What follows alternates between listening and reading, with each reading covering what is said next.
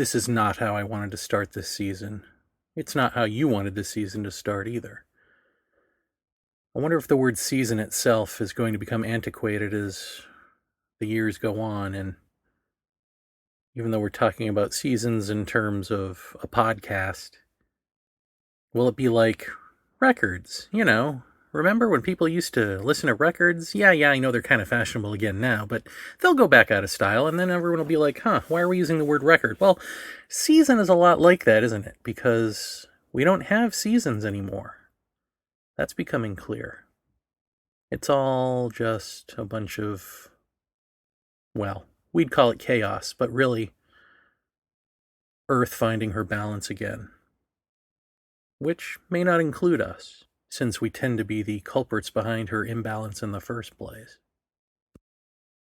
It's funny how quickly, even before I've started this show, how quickly the moral to the story in terms of global climate change, global warming, how it's become irrelevant. I mean, this is going to be a story about Maui, and the story is supposed to be how it's a microcosm of what's happening with Earth as a whole, and how what's happening on Maui is coming soon to a town near you. But we already know that because California just happened, right? The hurricane rolling through California with the floods and the whole thing. So I think we get it now, even those of us who really don't want to. Of course, there are always going to be those who are just going to call it, Project HARP or some form of weather control laser satellite technology from either our country or some nefarious other country. Anything to not be us, anything to not take responsibility for what we are and what we're doing. But let's go to Maui. Let's go to Lahaina. As you probably know, Lahaina was a town in Maui that was of historical significance because it was sort of the seat of King Kamehameha after he unified the islands and all of that. Or maybe you just know it as a quaint little tourist attraction. I've seen both of those takes in the mainstream media. And of course, nothing angers a Hawaiian more than referring to their historical sites and or their sacred sites as tourist destinations. And yet, there it is. We continue to do it. If any of you listen to Paratopia, I don't think the episode has come out yet on the re-release of the episodes. But if you're an old school Paratopia listener, maybe you'll recall my friend Paul from high school who did a roundtable, I think, a chat episode on our Ouija board experiences from back in high school. Well, Paul and I have been friends since high school, as I say, to this day. He and his wife Alice were on vacation, not on this island, but on Maui. In fact, they were vacationing in Lahaina when it was ablaze. And it was even more horrifying than I think I could imagine, because every level of it feels like it could be its own horror movie, or intro to one at least. So they were staying at a posh hotel complex. I think there were 4 buildings in all, and they were high rises. And the first thing they noticed when they got there, this was before the fires, was just how many people were, including some whom they were with, and they didn't know this about them, were the terrible white privilege people that I talk about on this show. The kind who treat, quote unquote, the help like slaves. The kind that can't do anything for themselves. I mean, they said there was one guy who was saying, you got to call 911. I'm out of cash. Somebody call 911.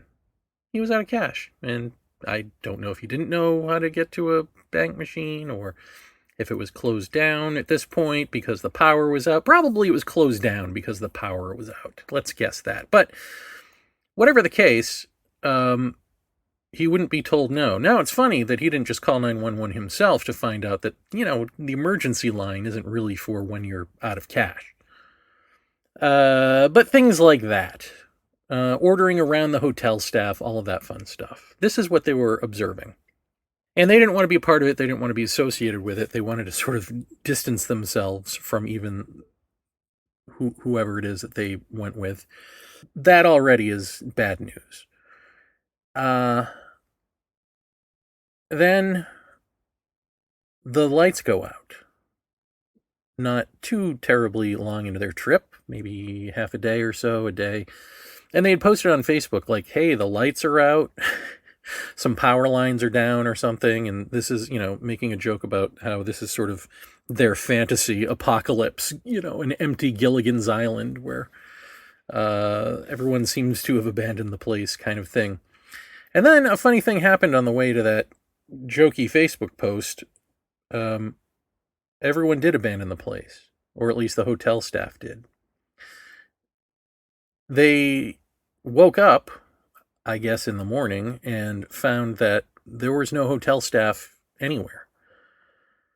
There was no electricity still. So their phones were down to like 2%, 1%, whatever. And it was clear that there were fires. They could see fires in the distance. And they thought, okay, what do we do? Now, nobody knew this about them on the outside world because they had lost electricity. They had lost the internet. So that was the last Facebook post, was the one joking about how they died and gone to heaven. And they almost literally did. It was almost literally not a joke.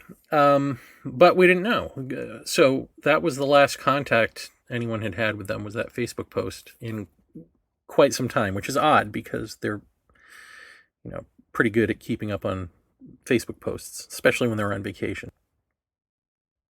But what was happening with them was they were abandoned there in this place they'd never been, with all of these privileged people realizing that they were up on whatever floor, and there was seemingly no fire escape, no safety exits that they were shown. There was a diesel-operated elevator, one diesel-operated elevator. This is Hawaii, folks, These are the building codes, supposedly. Who knows? Who knows what the building codes are compared to paying off the building inspectors, Like, this is Hawaii.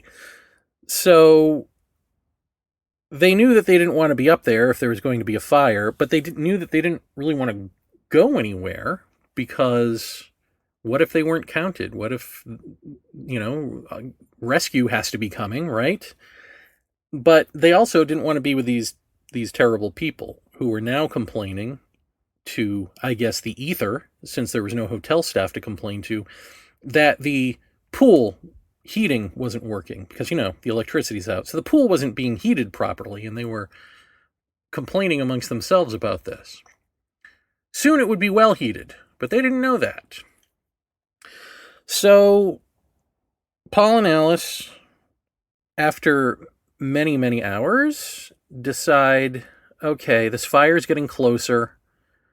No one's coming. We got to get out of here. There were people that didn't belong to the hotel coming into the hotel, and they weren't sure if these were people losing their homes and stuff, because it was pretty obvious what was going on out there. And they weren't sure if it was people like displaced, locals, or if they were looters. And they certainly didn't want to be there with the white privileged people when the looting was going on. So they decided they got to get out of there. They had a car, they had gas, they realized that was a commodity. For some reason, they didn't have food, and they didn't have water. None of the water was working anywhere. And I've never been to Maui, but apparently there's one main road all around the island. And so from where they were positioned, you can either go the sort of direct way, which was blocked off with blockades by police and stuff, or you can go the absolutely crazy way, which is like sort of a twisty, turny, you could accidentally drive off a cliff on your best day kind of drive. No guardrails kind of drive. And everyone thought, okay, you're crazy for doing that. But they're like, no, we're going to do that. Now, their friend who they were with had heard, and it's true, that the Sheraton Hotel, if you could get to the Sheraton Hotel, they were going to start busing people to shelters. But again, they didn't know that that was true, and they didn't particularly want to be with the complainy privileged people. So they decided to part ways and take their chances on the twisty turny. And so they went out into the fire. And they drove through it, and they saw not one, not two, but three fire tornadoes. Everything up in flames all around them, of course. They didn't know where they were going. They just knew they didn't want to be there. And they ended up in a Walmart parking lot. There was a Walmart parking lot on the island that was being set up as an impromptu shelter, but this isn't that Walmart. This was some other Walmart. And through this all, maybe because they were shocked, later we talked about it, and they also said maybe it's because they come from a town that is heavily Trump, heavily right-wing, and so you don't trust people anymore, like you don't trust the kindness of strangers. So, like, they were afraid that, one, they weren't going to get counted because they weren't back at the hotel anymore. But two, that if they got caught driving, that somehow it was illegal to be driving and they'd be thrown in jail. And three, they didn't want to ask for help because they didn't trust anyone. The looting and all of that sort of apocalyptic danger fear comes to the forefront of like, oh God, what's going to happen to us? We're all we have. And so it's just weird. Like, to me, I would think that if someone were offering help, as you'll hear in a minute, that would be aloha. But to them, it was questionable because of their life experience now living in the town that they do.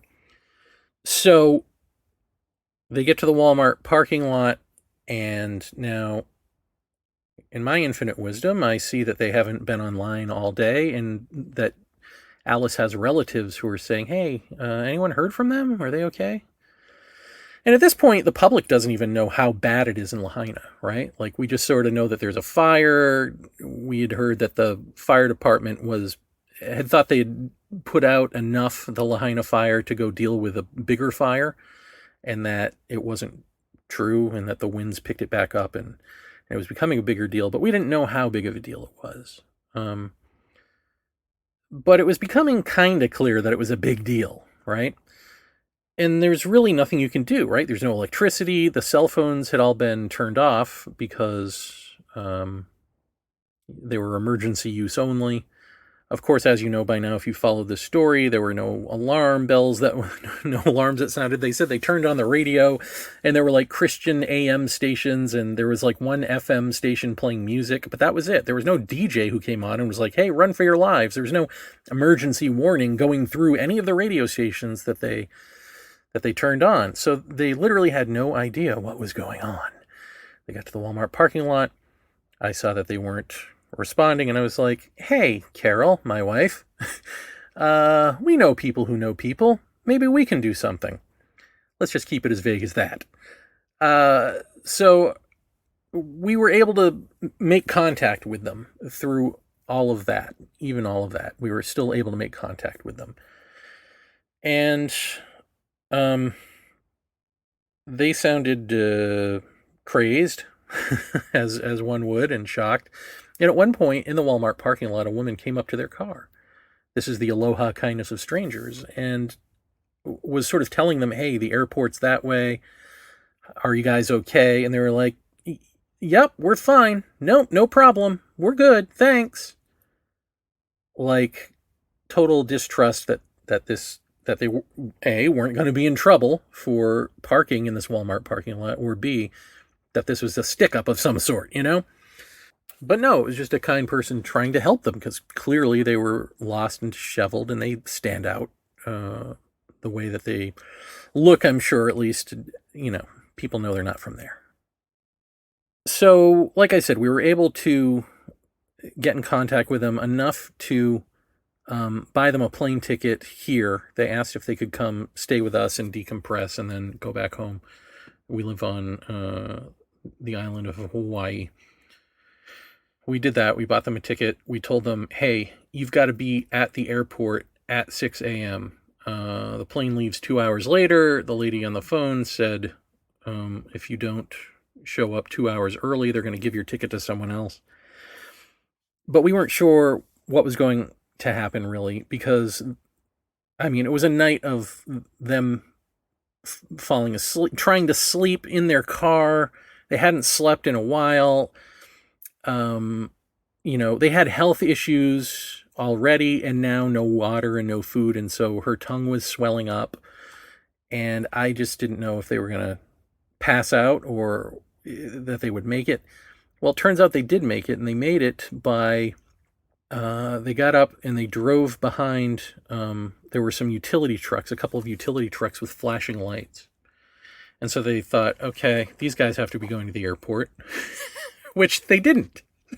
But they thought that, and so they decided to follow the utility trucks.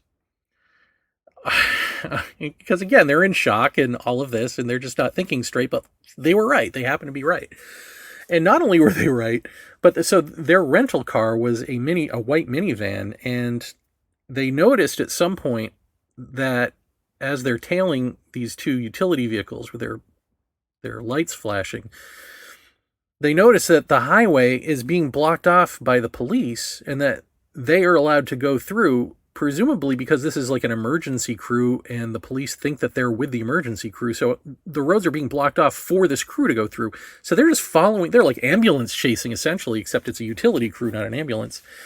And they didn't even realize it, but that's what they were doing. And when they did realize it, they were like, now we feel bad, but not bad enough to not go, because let's take our luck here where we can. And lo and behold, they brought them, incidentally, right to the airport. And they dropped off their rental, they got on a tram, they got to the airport in time. All of that. And so they came and stayed with us. They stayed for a few days, and they went back home.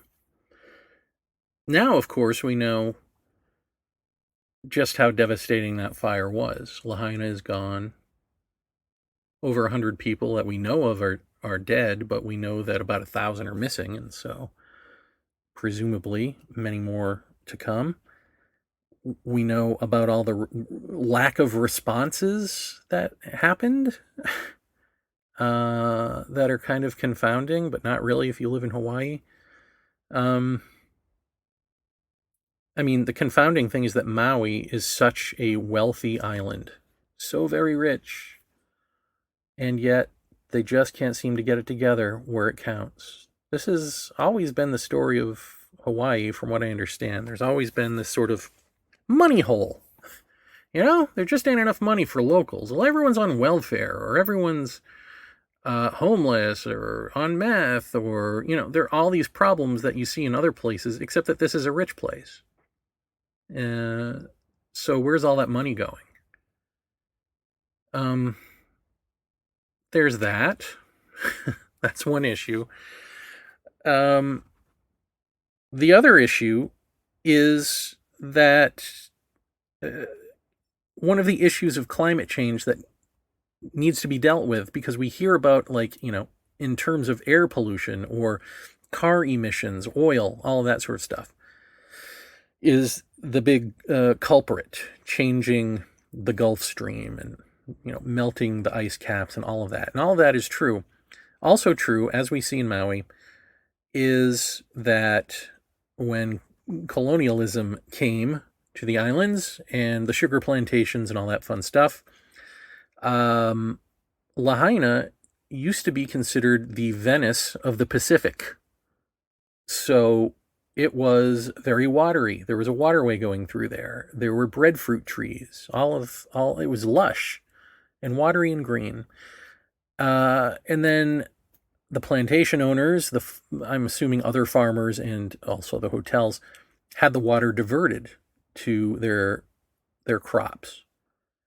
And so it dried up. And of course, for the cattle and stuff, they brought in this tall guinea grass, that grows 10 feet tall. So it's dry, it's tall grass, it's paved, these towns.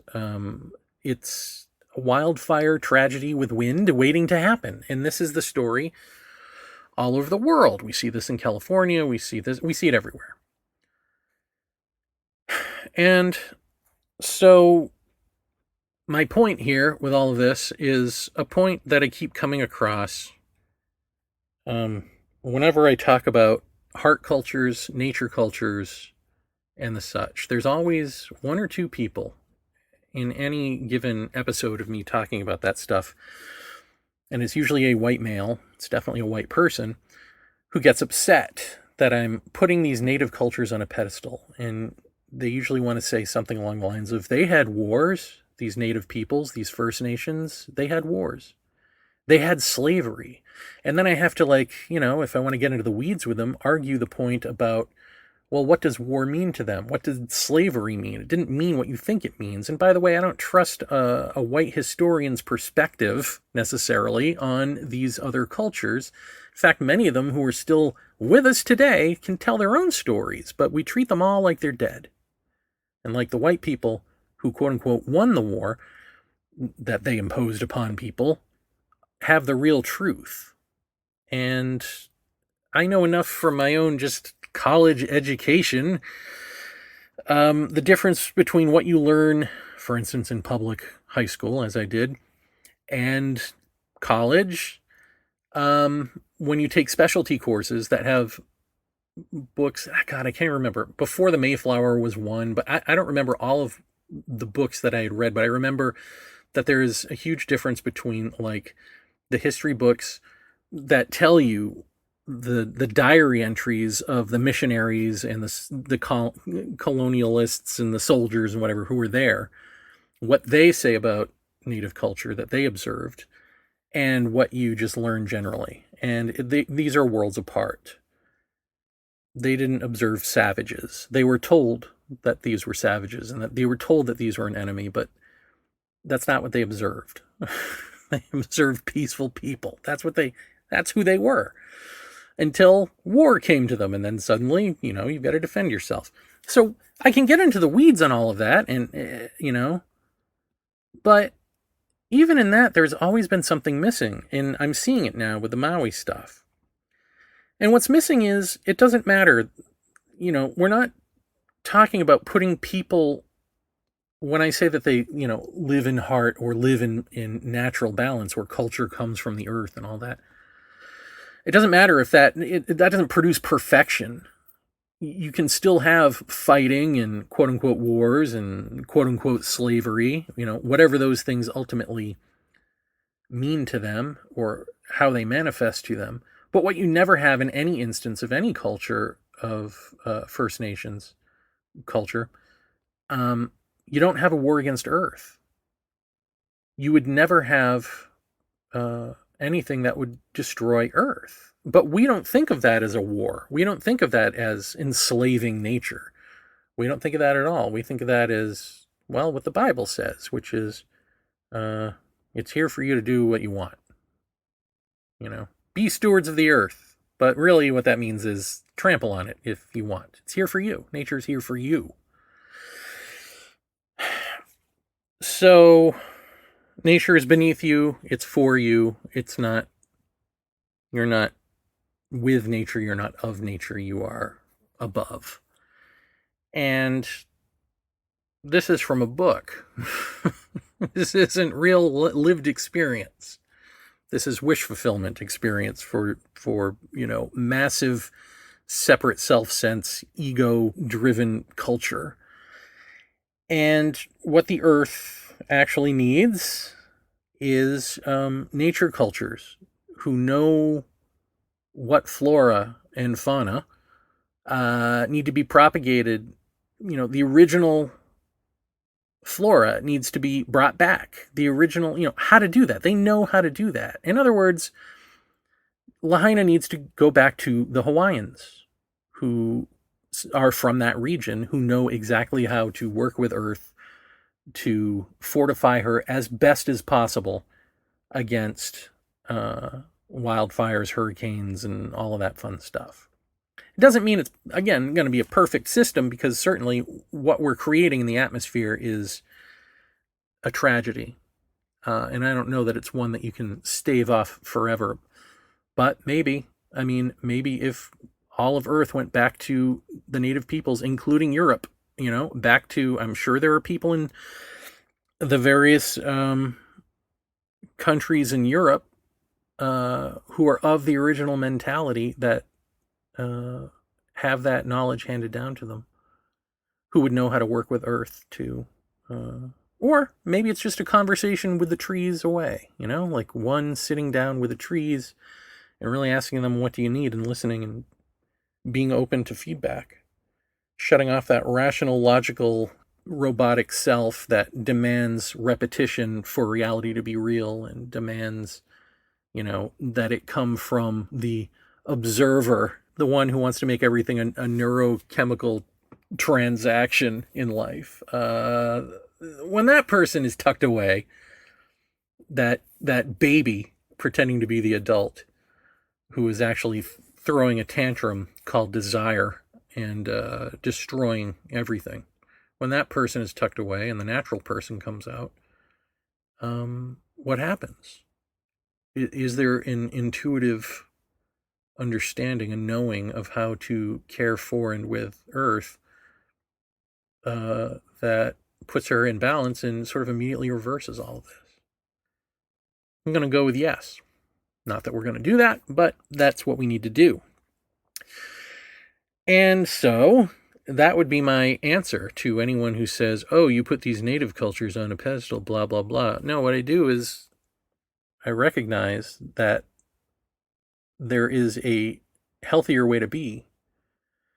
And that doesn't mean it's perfect, and that doesn't mean it doesn't have its problems, but it does mean that that those cultures would be allowed to work out their problems a lot longer than we're allowing, because they would never destroy the Earth.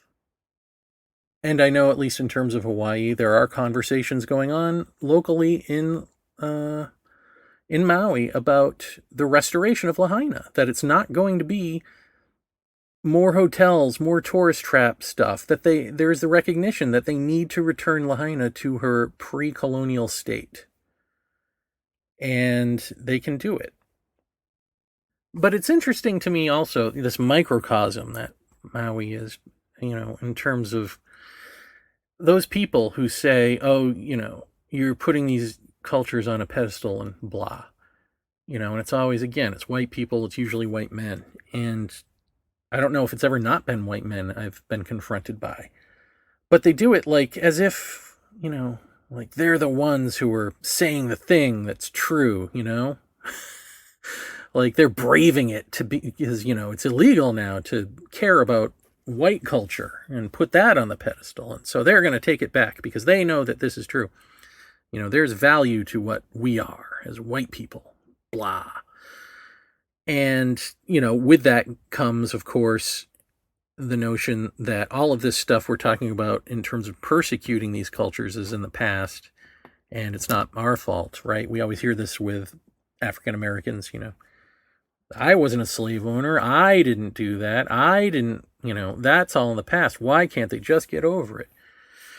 And then you've got to, well, because you still have the white privilege that you were afforded from those actions that are, institutional racism is a thing, people, and blah, blah, blah.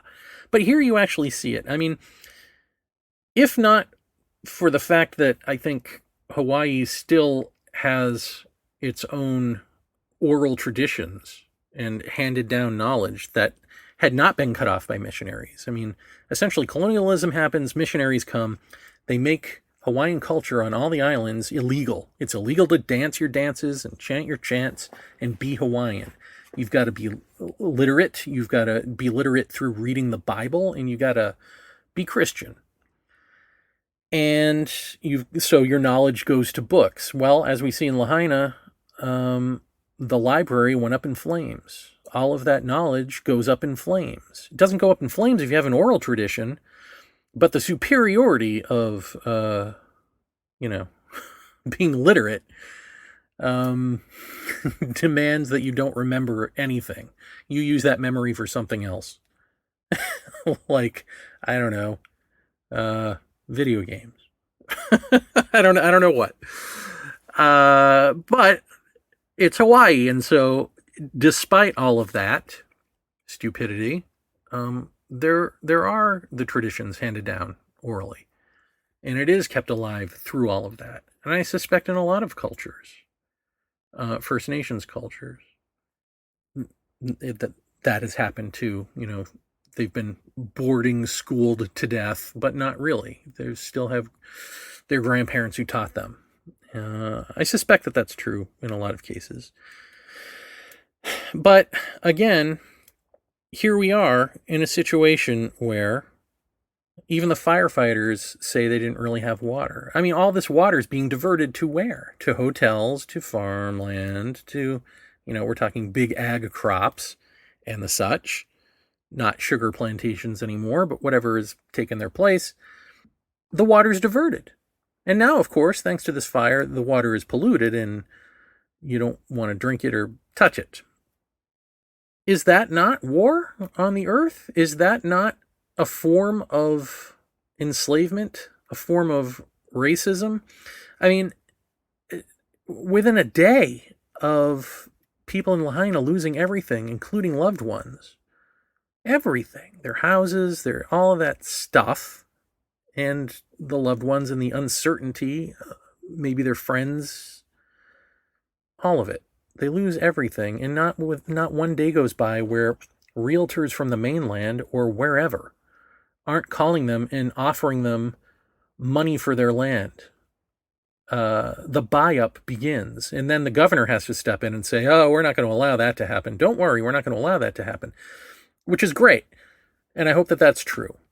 But the fact is, in this culture, that's capitalism. It's vulture capitalism. It's capitalism. It's capitalizing on other people's misery and suffering. It doesn't matter. Capitalism doesn't care if you're happy or sad. Capitalism just cares that the capitalist is making more and more money, buying up this land for cheap, building the big resort or the whatever, and making money off of it. That's what capitalism is. That's what this culture would do if this culture had its way. But there are Hawaiians pushing back and saying, we're not taking that anymore. We're going to reverse engineer this engineered place back to its proper balanced proportions before you got here and screwed with it. This is the new quote-unquote battle moving forward, is going to be between land developers and caretakers of Hawaii. And who do you want to win? Can Hawaii afford for the Hawaiians to lose again? No. There's one possible remedy to this global crisis, and it ain't more development for money. Quote-unquote development. The destruction of land for people stuff that makes somebody money who's not you. I want to wrap this up by exposing one more blindness, because that's really what this is about. It's an episode about our own blindness. And there's one more element to it, which is I had a close relative phone me up. I can't remember if this person called me or I called her originally, but it was when Paula and Alice were here. But anyway, we talked when Paula and Alice were here, and told her what was going on with them and what was going on in our lives and all this. And for some reason, she couldn't wait to get off the phone. It was like just going in one ear and out the other, which is classic in our relationship. Because not 2 days later did she call and leave a message saying, hey, just calling to check in, how are Paul and Alice, with this real somber, like it was as if like 2 days of media coverage had finally broken through to her in a way that my own telling of what's actually happening couldn't, because it's not real for her until other people outside agencies confirm it for her. Like, this has always been a factor between us. And so when I talked to her a couple of days after she left that message, because I was a little bit busy, I got a little peeved at one point because she asked me, how do I feel about what's going on in Lahaina? And she's like, don't you feel sad? How do you feel? How are you? You know? And I'm like, well, actually, I'm angry. I'm angry because, and I went down the list, some of which I talked about here.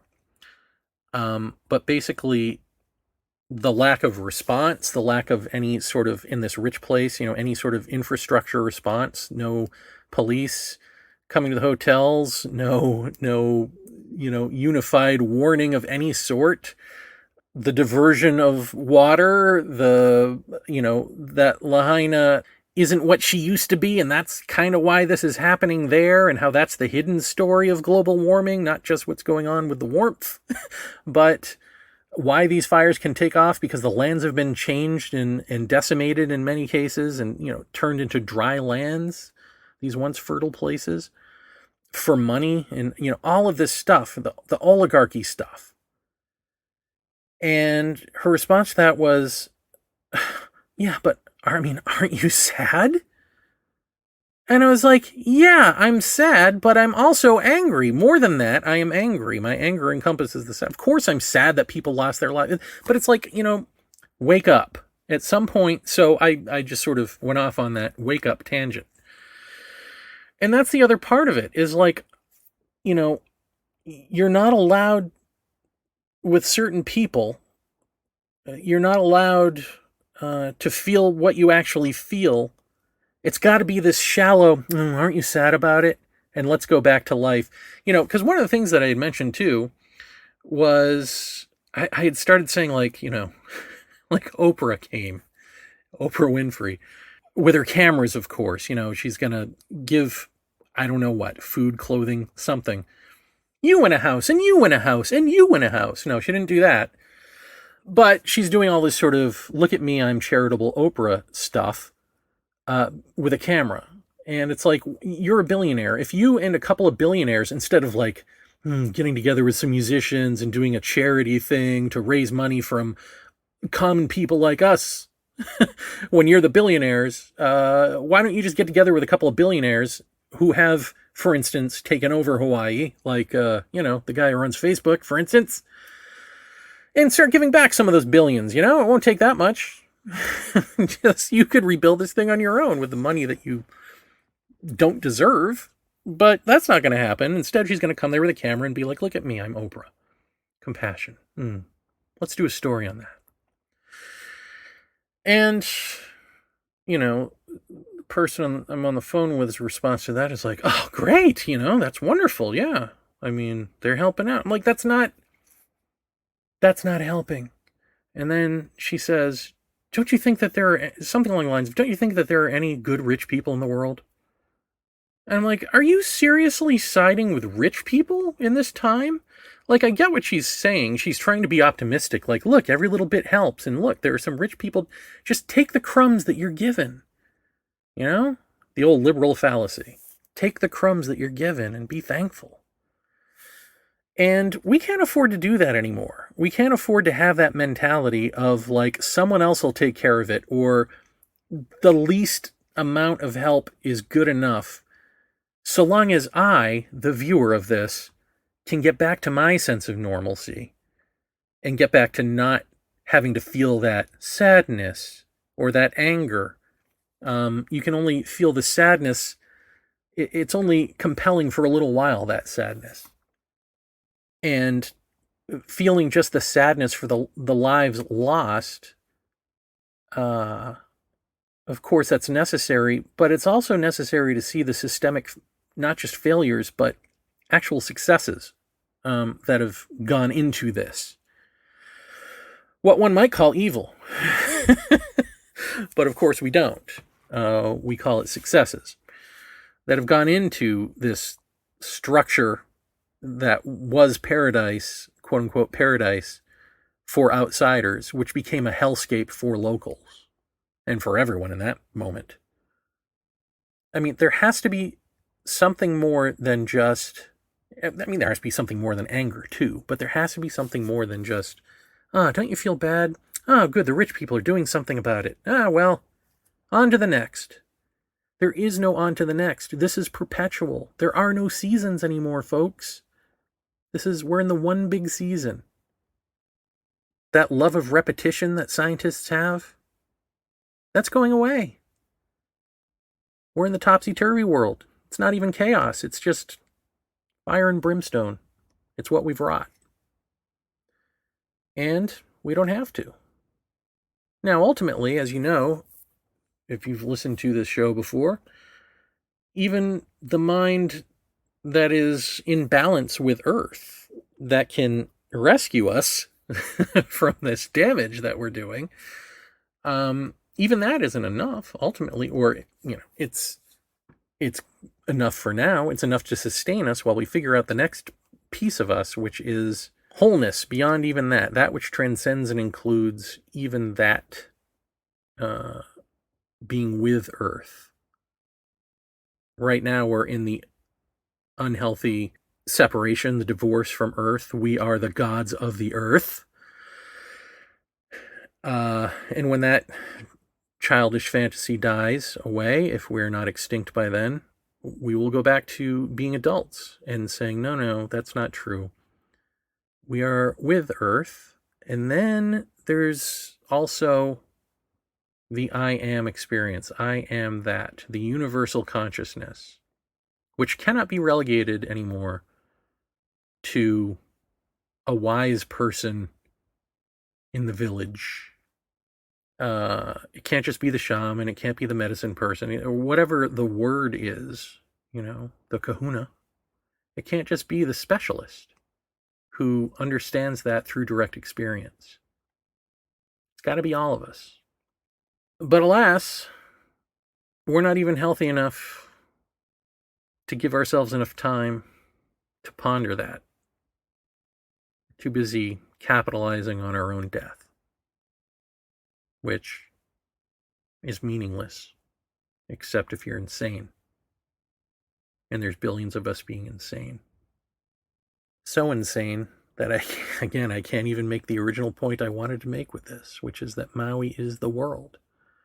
Maui is a microcosm of the world, because within days of this Maui tragedy in Lahaina,